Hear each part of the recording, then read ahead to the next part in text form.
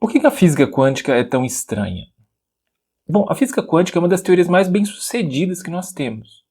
O que é uma teoria bem-sucedida? Uma teoria bem-sucedida é aquela que consegue fazer previsões sobre os resultados dos experimentos.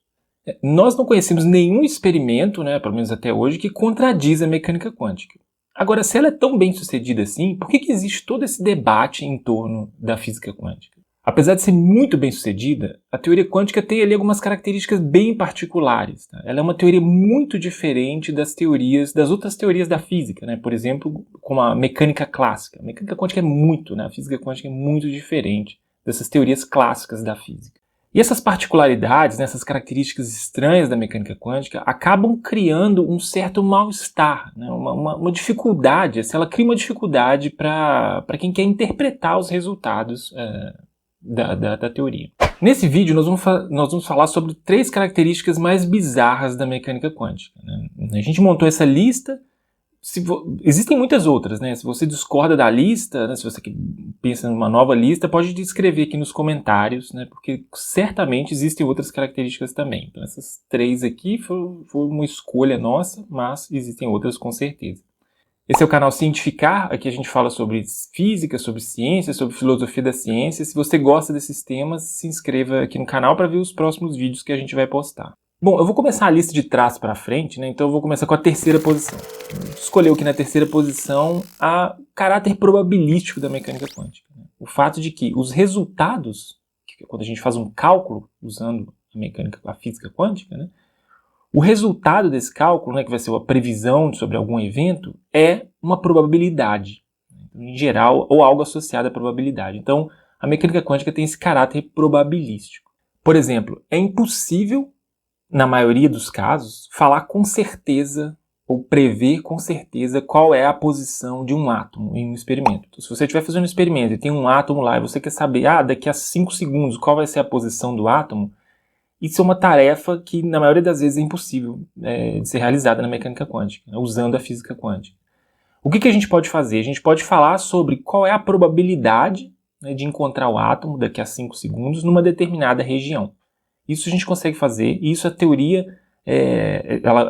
esse tipo de cálculo a gente consegue fazer na teoria, e esse cálculo ele tem uma correspondência muito grande no experimento, ou seja, se você mede probabilidades, se você faz o experimento várias vezes, e no final você vai obter ali vários valores de posição, você analisa esses valores e calcular qual que é a probabilidade de encontrar o elétron em uma determinada posição, esse valor, que é um valor experimental, um valor medido no laboratório, ele corresponde ao valor calculado usando a teoria quântica. Ou seja, a teoria quântica consegue prever qual é a probabilidade de encontrar o elétron, o átomo, ou algum objeto quântico em algum lugar.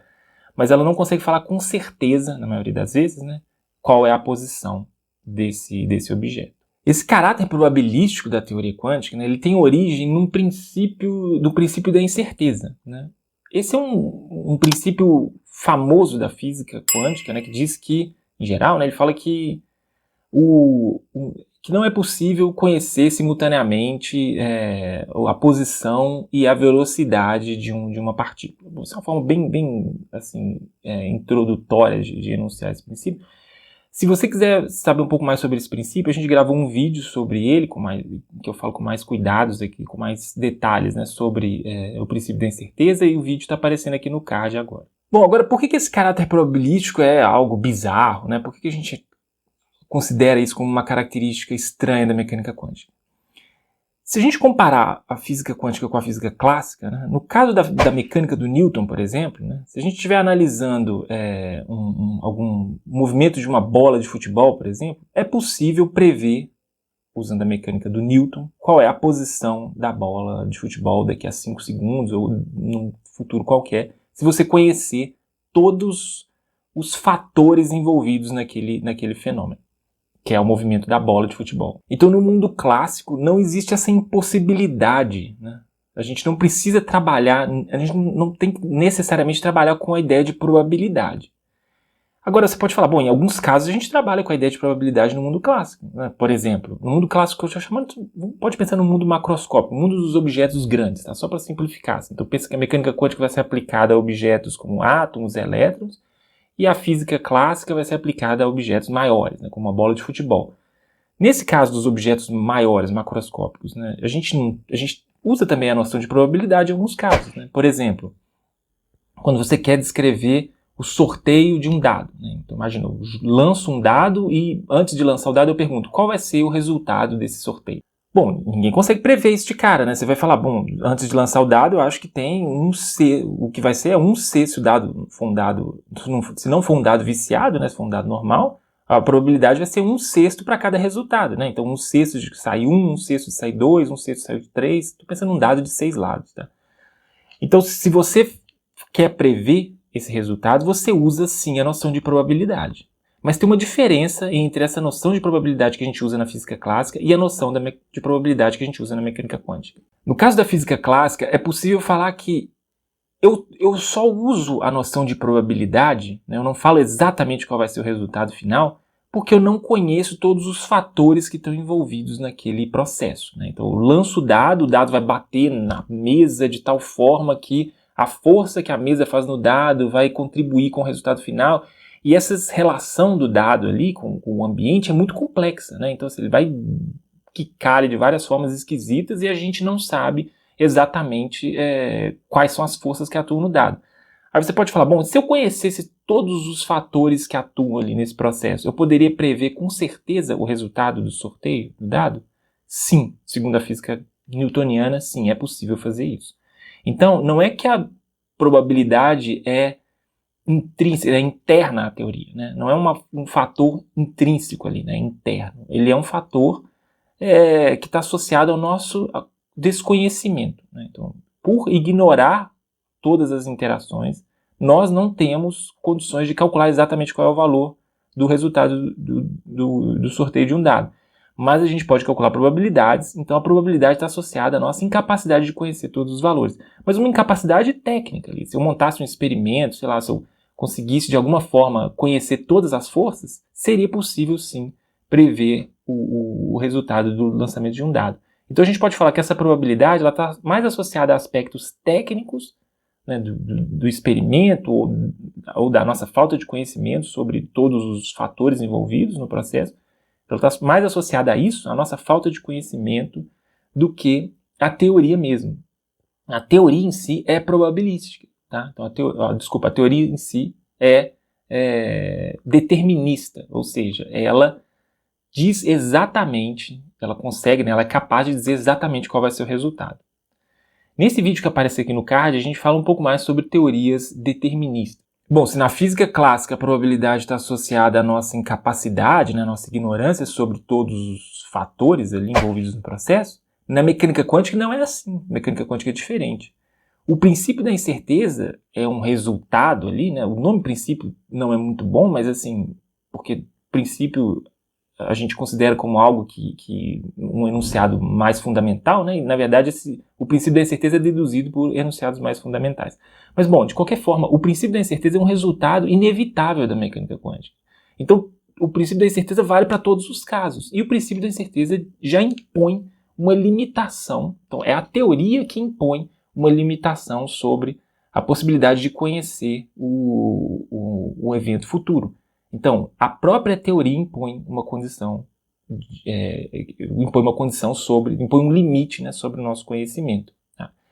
Então, esse é um fator bizarro, né, curioso, assim, diferente da mecânica quântica, justamente por isso. Né, a gente está acostumado na física clássica a, pelo menos, ter a expectativa de que a física consegue explicar todos os eventos, ou seja, consegue prever exatamente o que vai acontecer no futuro.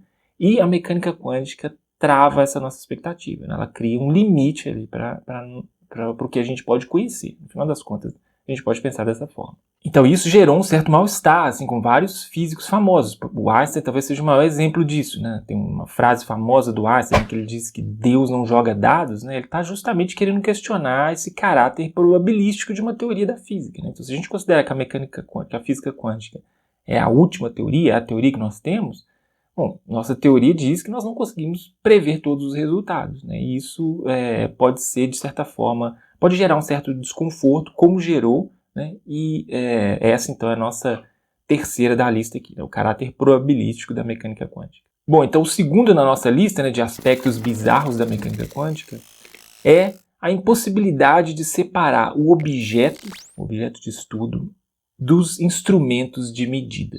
Bom, então vamos entender isso aqui um pouquinho melhor. Primeiro, aqui quando eu falo isso, né, quando eu considero essa característica, né, essa impossibilidade de separar o objeto do instrumento, dos instrumentos de medida, aqui eu já estou considerando uma interpretação específica da mecânica quântica, tá? Ela é específica, mas ela a gente pode dizer assim, que ela é, de certa forma, a interpretação oficial, né, entre aspas. Assim. Oficial porque não existe um consenso absoluto, né, entre os físicos, mas essa interpretação é aquela que a gente ensina nos cursos de graduação de mecânica quântica, por exemplo. Então, a gente pode dizer que a comunidade científica adota, assim, de forma majoritária, essa interpretação, que é chamada interpretação de Copenhague. Tá? A interpretação foi elaborada principalmente pelo Niels Bohr. Nesse vídeo que aparece aqui no card, eu falo um pouco mais sobre essa interpretação do Bohr e as discussões entre o Bohr e o Einstein. Bom, mas voltando então para essa característica, né? Então, o objeto de estudo não pode ser separado dos instrumentos de medida. O que isso quer dizer? Bom, o Bohr pensava o seguinte, né? Que, vamos pegar um exemplo, né? Imagina que alguém quer medir a posição de um elétron, né? Quer fazer um experimento com um elétron. Para o Bohr, não tem sentido falar de propriedades do elétron, não tem sentido falar sobre a existência de propriedades do elétron antes das medições, antes das medidas. Não tem sentido falar de um elétron isolado no mundo. Né? Por quê? O Bohr vai se basear numa noção que é a seguinte, né? Uma teoria científica serve para quê? Né? Uma teoria científica serve para falar para descrever os resultados de experimentos, né? Então, para explicar resultados de experimentos. Um elétron sozinho não é um objeto observado. Né? Ele é algo que se ele não interage com nada, então ele não é um objeto de estudo da ciência. Né? Não tem nenhum experimento envolvido, você não consegue perceber nenhuma propriedade do elétron ali. Então só tem sentido falar das propriedades do elétron quando você coloca ele num contexto experimental, quando você coloca um aparato para medir o elétron.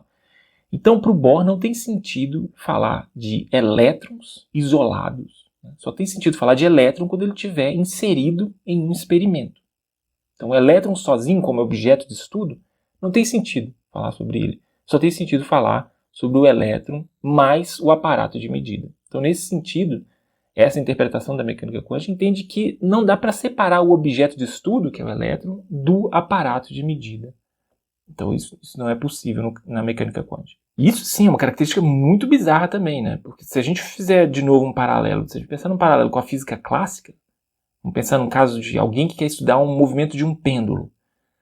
Se você quer estudar um movimento de um pêndulo, o seu objeto de estudo é o pêndulo e o seu aparato de medida vai ser, sei lá, sensores que vão captar o movimento do pêndulo, que vão medir a velocidade do pêndulo, ou uma câmera que vai medir a posição do pêndulo durante todo o movimento. Claramente, quando eu penso aqui na montagem do experimento, é óbvio que a gente consegue separar as duas coisas. O pêndulo é o objeto de estudo e é claro que tem sentido falar do pêndulo isolado, porque o pêndulo é um objeto que a gente consegue observar, ele é macroscópico, ele está no mundo. Eu não preciso de um aparato experimental para observar o pêndulo. O pêndulo é um objeto macroscópico.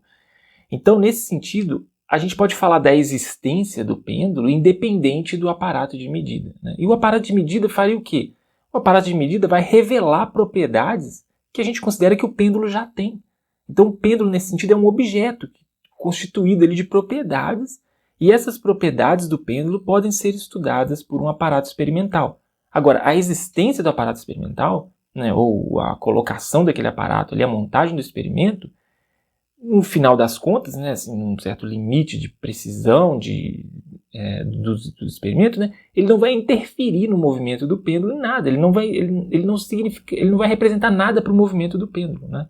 O pêndulo tem as características dele, então ele pode ser pensado como um objeto isolado. Se você quiser medir essas características usando um aparato experimental, você pode. Se você não quiser medir, também não tem problema. O pêndulo vai continuar ali com o movimento dele. Então, o pêndulo tem uma realidade, né? Ele tem propriedades. As propriedades do pêndulo a gente pode considerar que elas são objetivas, né? Elas são reais ali e são independentes do aparato de medida. Para o elétron não dá para falar a mesma coisa. Tá? Então, por isso, essa é uma característica extremamente bizarra da mecânica quântica. Agora, a primeira da lista, né, que a gente considerou aqui, pelo menos da nossa lista, né, se você discorda, quer fazer uma nova lista, escreva aqui nos comentários. A primeira da lista para a gente é a dualidade onda-partícula. Bom, a dualidade onda-partícula ela aparece no contexto quântico, né, porque um objeto da mecânica quântica, tipo um átomo, né, ele se comporta como se ele fosse onda em alguns experimentos, mas em outros experimentos ele se comporta como se ele fosse partícula. Então, ele tem esse caráter dual. Nota que isso é muito estranho, né? Difícil de interpretar, porque, de novo, fazendo um paralelo com a física clássica, se você pensa numa partícula, né? Se você pensa, por exemplo, algo que pode ser representado como uma partícula, tipo uma bola de tênis, aquilo ali tem características que são completamente diferentes das características de um fenômeno ondulatório, né? De uma onda, por exemplo, né? Uma onda no mar. Onda no mar, você reconhece que é uma onda, né? E não tem possibilidade de você confundir essas duas coisas. Ou seja, um objeto na física clássica pode ser separado segundo essas categorias, né? Ele pode ser considerado como partícula ou pode ser considerado como onda. E não tem sentido falar em dualidade, né? É difícil pensar isso na física clássica. Mas na mecânica quântica, esse problema surgiu, né? Esse problema ele aparece principalmente num contexto de experimentos que a gente chama de experimentos de dupla fenda, né? Ou de fenda dupla. Nesse vídeo que aparece aqui no card, a gente fala um pouquinho mais sobre esses experimentos de fenda dupla. Então, em alguns casos, né, num certo contexto experimental, o elétron se comporta como se ele fosse uma onda. E em outros, ele comporta como se ele fosse uma partícula. E aí, a pergunta natural, óbvia que vai surgir mas peraí, o elétron é o que então? Ele é uma onda ou é uma partícula? São coisas diferentes, o que ele é? Só dessa pergunta aparecer aqui, ela já mostra que essa característica é completamente bizarra, né? Não tem sentido falar. Essa pergunta é uma pergunta muito estranha, né? Assim, o objeto é o que? Ele é uma onda ou partícula, né? Mas às vezes ele se comporta como onda, às vezes ele se comporta como partícula. Na verdade, a gente deve falar de forma mais rigorosa para conseguir interpretar esse resultado, né? Que o elétron se comporta como se ele fosse uma onda e, em outros casos, ele comporta como se ele fosse uma partícula. Por que isso, né? A chave aqui está nesse comporta como se fosse. Por quê? Porque não dá para atribuir essas características ao elétron. E aí eu vou voltar num ponto que a gente falou lá quando a gente estava no segundo item da lista, né? Que é a interpretação do Bohr, né? A interpretação que alguns chamam de interpretação de Copenhague ou interpretação ortodoxa da mecânica quântica. Porque quando os físicos se deparam com esse fenômeno estranho, né, de que comportamento corpuscular e comportamento ondulatório do mesmo objeto, a forma de interpretar isso, né, que é adotada pela maior parte da comunidade científica, é a seguinte. O elétron sozinho não tem propriedades. Não dá para falar que o elétron em si tem propriedades.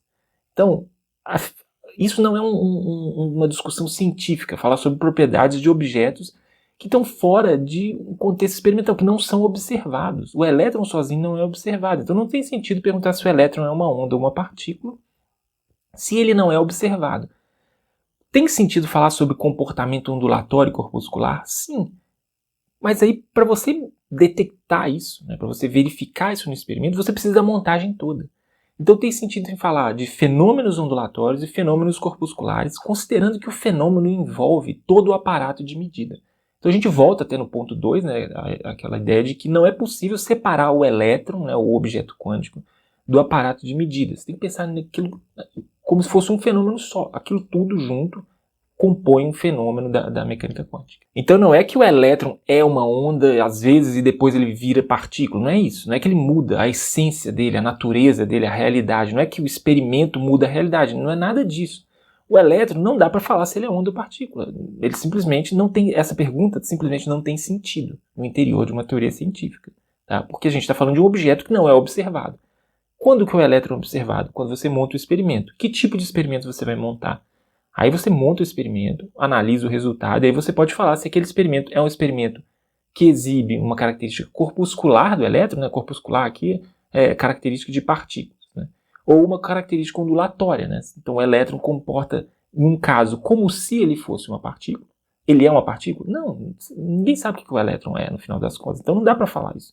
Não tem sentido falar isso no interior de uma teoria científica. O que é o elétron como um objeto isolado? Só tem sentido falar do elétron dentro do experimento. E em experimentos que ele tem comportamento, em alguns experimentos, a gente consegue, em um determinado contexto experimental, né, o elétron se comporta como se fosse uma partícula, né? Então, esse experimento a gente classifica como experimento corpuscular. E outros experimentos, ele se comporta como se fosse onda, né? Tem então um comportamento ondulatório do elétron. E aí a gente evita esse debate sobre o que é o elétron de fato, né? Se ele está mudando a essência dele ou não. Não existe essência de elétron, pelo menos no interior de uma teoria científica. Não tem sentido falar disso, né? Só tem sentido falar sobre coisas que são medidas no experimento.